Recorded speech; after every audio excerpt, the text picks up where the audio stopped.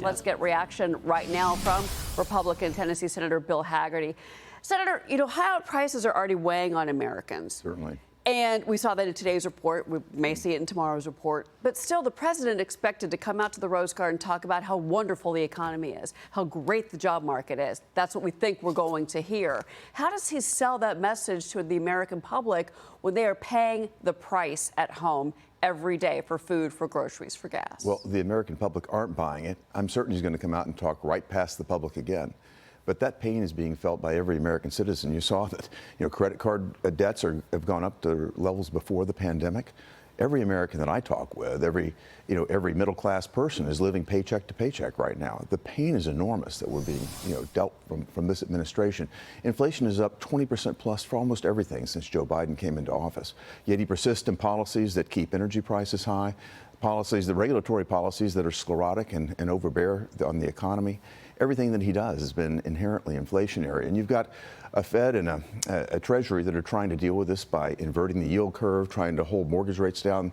They're taking some very dangerous steps trying to address this from a policy standpoint, and it's very, very difficult. Well, the American consumer is sitting on a lot of debt. We're learning. We learned that in this report today. But the nation is sitting on a lot of debt. We're at $34 trillion. You're absolutely right. And rising. So how does the president, again, address the rising, the debt that we're facing as a nation, but also keeping the Chinese out from bringing in products that, at this point, a lot of things we need, medical supplies. You heard our correspondent at the White House talk about this. Solar panels, aluminum, steel, solar batteries. This is a president that wants us to all drive electric vehicles, but that he's keeping the Chinese out from the electric vehicle market. I'm assuming that's a political move, but you tell me. Indeed. In terms of dealing with inflation, one of the first things he could do is stop spending all the money that's still baked into the system for all of the stimulus that we never needed.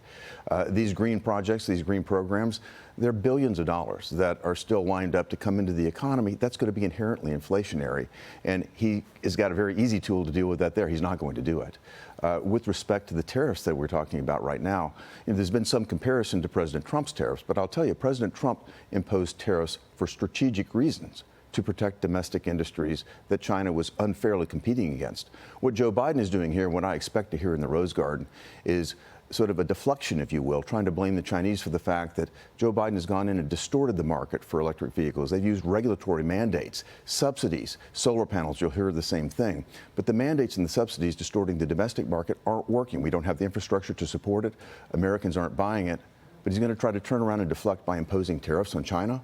Again, this is just a bait and switch type of activity that we tend to see from the Biden administration. What else do you think we're going to hear today from President Biden as we wait for these remarks? Because we don't know if there's going to be a Q&A, but if there is, certainly what's happening with the U.S. economy is going to be front and center, and he's going to have to come up with an answer because we looked at the recent polling, in particular this new New York Times Siena poll, which shows us that in 5 of 6 swing states, Joe Biden is losing to former President Trump.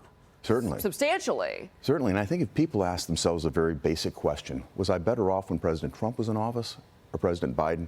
The answer is very clear. President Trump's economic policies absolutely worked.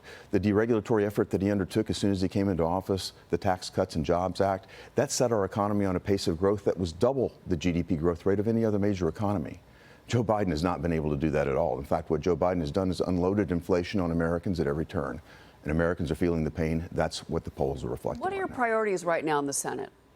Right now, we're trying to navigate through the end of this year, trying to deflect the Biden administration for doing even more damage to try to get themselves an advantage in November. This is going to be a difficult time. We'll probably have we'll probably have the NDAA coming through from a defense authorization standpoint, but very little, I think, will happen other than some work on appropriation bills as we move into the next. Do you find that there is more of a concerted effort among Senate Republicans to get more done on the agenda, considering what we've seen, which is the disarray in the House? I'm sure that's been troubling for you to watch, as other senators, your colleagues have told us repeatedly that they're frustrated with the lack of action by House Republicans. Well, the House is under control of Republicans, and we want to see as much as possible happen in that regard. But coming back to the Senate is under the control of Chuck Schumer. And you talk about disarray and a lack of strategic direction for the United States Senate. It's been really hard. It's been very difficult. I say that because I feel like more has gotten accomplished in the Senate, even with the Democrats in charge of the Senate, than has in the House, where you just said it, the Republicans are in charge of the House. That push and pull has been very, I think, frustrating for many Americans that want to see things done. We want to see actions taken, the business of Washington to proceed. Cheryl, I will compliment the House on this. Just last week, they passed a piece of legislation that I put forward.